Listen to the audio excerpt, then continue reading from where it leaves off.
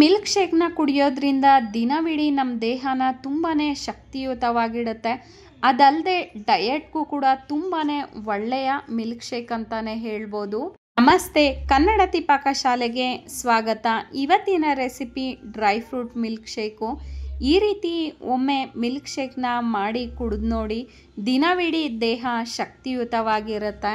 ಶಕ್ತಿಯುತವಾದ ಮಿಲ್ಕ್ ಶೇಕ್ನ ಮಾಡಲಿಕ್ಕೆ ಮೊದಲನೇದಾಗಿ ಒಂದು ಬೌಲ್ಗೆ 3/4 ಕಪ್ಪು ಬಾದಾಮಿ, ಅರ್ಧ ಕಪ್ಪು ವಾಲ್ನಟ್ಟು, 8ರಿಂದ 10 ಅಂಜೂರನ ಹಾಕೊಳ್ತಾ ಇದ್ದೀನಿ. ಸುಮಾರು 4 ಜನಕ್ಕಾಗೋವಷ್ಟು ಮಿಲ್ಕ್ ಶೇಕ್ನ ತೋರಿಸ್ತಾ ಇದ್ದೀನಿ. 1/4 ಕಪ್ಪು ಒಣ ದ್ರಾಕ್ಷಿನ ಹಾಕೊಳ್ತಾ ಇದ್ದೀನಿ.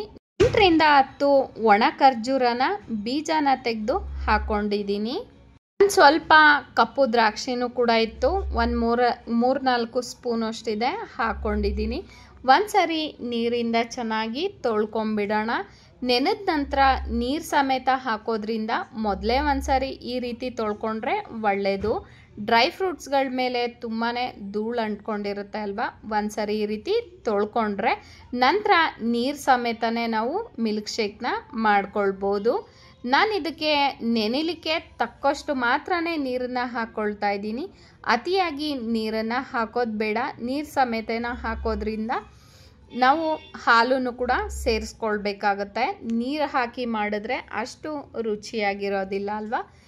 ನೆನೆಲಿಕ್ಕೆ ತಕ್ಕಷ್ಟು ಮಾತ್ರನೇ ನೀರನ್ನು ಹಾಕ್ಕೊಂಡಿದ್ದೀನಿ. ಇದನ್ನು ಸುಮಾರು 4-5 ಗಂಟೆಗಳ ಕಾಲ ಆದರೂ ನೆನೆಸ್ಕೊಳ್ಬೇಕಾಗತ್ತೆ, ಅಥವಾ ರಾತ್ರಿ ಇಡೀ ನೆನೆಸಿದ್ರು ಕೂಡ ಆಗುತ್ತೆ. ನಾನು ರಾತ್ರಿ ನೆನೆಲಿಕ್ಕೆ ಇಟ್ಟಿದ್ದೆ. ಇದು ಬೆಳಗ್ಗೆ ತೋರಿಸ್ತಾ ಇರುವಂಥದ್ದು. ಎಷ್ಟು ಚೆನ್ನಾಗಿ ಒಣ ಹಣ್ಣುಗಳೆಲ್ಲ ನೆಂದಿದೆ ಅಲ್ವಾ. ಇದ್ರ ಜೊತೆಗೆ ನೀವೇನಾದರೂ ಡಯೆಟಿಗೆ ಮಾಡ್ಕೊಳ್ತಾ ಇಲ್ಲ ಅಂದರೆ ಗೋಡಂಬಿನೂ ಸಹ ಸೇರಿಸ್ಕೊಳ್ಬೋದು. ಗೋಡಂಬಿನ ನಾನು ಸೇರಿಸ್ಕೊಂಡಿಲ್ಲ. ನೀವೇನಾದರೂ ಡಯೆಟ್ ಮಾಡ್ತಾ ಇಲ್ಲ ಅಂದರೆ ಸೇರಿಸ್ಕೊಳ್ಬೋದು. ನಿಮಗೆ ಯಾವೆಲ್ಲ ಹಣ್ಣುಗಳು ಇಷ್ಟ ಇದೆ ಅದನ್ನು ಕೂಡ ಸೇರಿಸ್ಕೊಳ್ಬೋದು. ಪಿಸ್ತಾನು ಕೂಡ ಸೇರಿಸ್ಕೊಳ್ಬೋದು. ನಾನು ಇದಕ್ಕೆ ರುಬ್ಲಿಕ್ಕೆ ತಕ್ಕಷ್ಟು ಅಂದರೆ 1 ಕಪ್ಪು ಹಾಲನ್ನು ಹಾಕ್ಕೊಳ್ತಾ ಇದ್ದೀನಿ. 1 ಕಪ್ಪು ನೀರಿತ್ತು ನೆಂದಿರೋ ಅಂಥದ್ದು, ಅದ್ರ ಜೊತೆಗೆ 1 ಕಪ್ಪು ಗಟ್ಟಿ ಹಾಲನ್ನು ಹಾಕ್ಕೊಂಡು ತರಿಯಾಗಿ ರುಬ್ಕೊಂಡಿದ್ದೀನಿ. ಅತಿಯಾಗಿ ನುಣ್ಣಗೆ ರುಬ್ಕೊಳ್ಳೋದು ಬೇಡ. ತರಿಯಾಗಿ ರುಬ್ಕೊಂಡ್ರೆ ಕುಡಿಲಿಕ್ಕೂ ಕೂಡ ತುಂಬಾ ರುಚಿ ಅನಿಸುತ್ತೆ. ಅಥವಾ ನಿಮಗೆ ನುಣ್ಣಗೆ ಬೇಕು ಅಂದರೆ ನುಣ್ಣಗೂ ಕೂಡ ರುಬ್ಕೊಳ್ಬೋದು. ಸ್ವಲ್ಪ ಹಾಲನ್ನು ಮಿಕ್ಸಿ ಜಾರ್ಗೆ ಹಾಕ್ಕೊಂಡಿದ್ದೀನಿ. ನೀರನ್ನು ಹಾಕೋದ್ರಿಂದ ರುಚಿ ಅಷ್ಟು ಚೆನ್ನಾಗಿರೋದಿಲ್ಲ.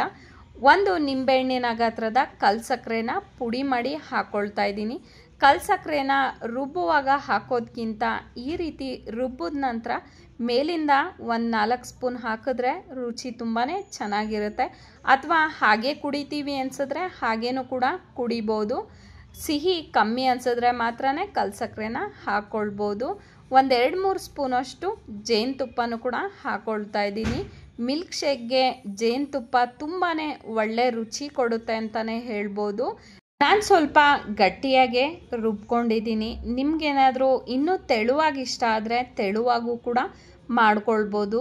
ಬೆಳಗಿನ ಹೊತ್ತು ತಿಂಡಿನ ತಿಂದ ನಂತರ ಈ ಮಿಲ್ಕ್ ಶೇಕ್ನ ಕುಡಿಯೋದಿದ್ರೆ ಇನ್ನೂ ಸ್ವಲ್ಪ ತೆಳುವಾಗಿ ಕೂಡ ಮಾಡ್ಕೊಳ್ಬೋದು. ತಿಂಡಿ ತಿಂದೇನೆ ಬರೀ ಈ ಮಿಲ್ಕ್ ಶೇಕ್ನ ಅಷ್ಟೇ ಕುಡಿಯೋದಾದರೆ, ಇಷ್ಟೇ ಗಟ್ಟಿಯಾಗಿದ್ದರೆ ಮಧ್ಯಾಹ್ನ 12-1 ಗಂಟೆಗೆ ತನಕನೂ ಕೂಡ ಹಸಿವಾಗೋದಿಲ್ಲ. ಡಯೆಟ್ಗೆ ಈ ರೀತಿ ಮಾಡಿಕೊಂಡ್ರೆ ತುಂಬಾ ಒಳ್ಳೆಯದು. ಚಾಕ್ಲೇಟ್ ಸಿರಪ್ ಏನಾದರೂ ಇಷ್ಟಪಡೋದಿದ್ರೆ ಈ ರೀತಿ ಗ್ಲಾಸ್ಗೆ ಚಾಕ್ಲೇಟ್ ಸಿರಪನ್ನು ಕೂಡ ಹಾಕ್ಕೊಳ್ಬೋದು. ಮಿಲ್ಕ್ ಶೇಕ್ಗೆ ಚಾಕ್ಲೇಟ್ ಸಿರಪನ್ನು ಹಾಕಿದ್ರೆ ತುಂಬಾ ರುಚಿಯಾಗಿರುತ್ತೆ. ಚಾಕ್ಲೇಟ್ ಸಿರಪ್ನ ಹಾಕೊಂಡ ನಂತರ ಈ ರೀತಿ ಡ್ರೈ ಫ್ರೂಟ್ ಮಿಲ್ಕ್ ಶೇಕ್ನ ಹಾಕ್ಕೊಂಡಿದ್ದೀನಿ. ಮೇಲೆ ಇನ್ನೊಂದು ಸ್ವಲ್ಪ ಚಾಕ್ಲೇಟ್ ಸಿರಪ್ನ ಹಾಕ್ಕೊಳ್ತಾ ಇದ್ದೀನಿ. Dry fruit milk shake chocolate ಜೊತೆ ಇನ್ನೂ ರುಚಿಯಾಗಿರುತ್ತೆ. ರುಚಿಯಾದಂತಹ, ಶಕ್ತಿಯುಕ್ತವಾದಂತಹ, ಆರೋಗ್ಯಕರವಾದಂತಹ, ಡಯೆಟ್ಗೂ ಕೂಡ ತುಂಬ ಒಳ್ಳೆಯದಾದಂತಹ dry fruit milk shake ready. ನೀವು ಕೂಡ ಮಾಡಿ ನೋಡಿ ಹೇಗಿತ್ತು ಅಂತ ತಿಳಿಸಿ. ನನ್ನ ರೆಸಿಪೀಸ್ ಇಷ್ಟ ಆಗ್ತಾ ಇದ್ರೆ ದಯವಿಟ್ಟು ಲೈಕ್ ಮಾಡಿ, ಕಾಮೆಂಟ್ ಮಾಡಿ, ಶೇರ್ ಮಾಡಿ. Thank you so much for watching.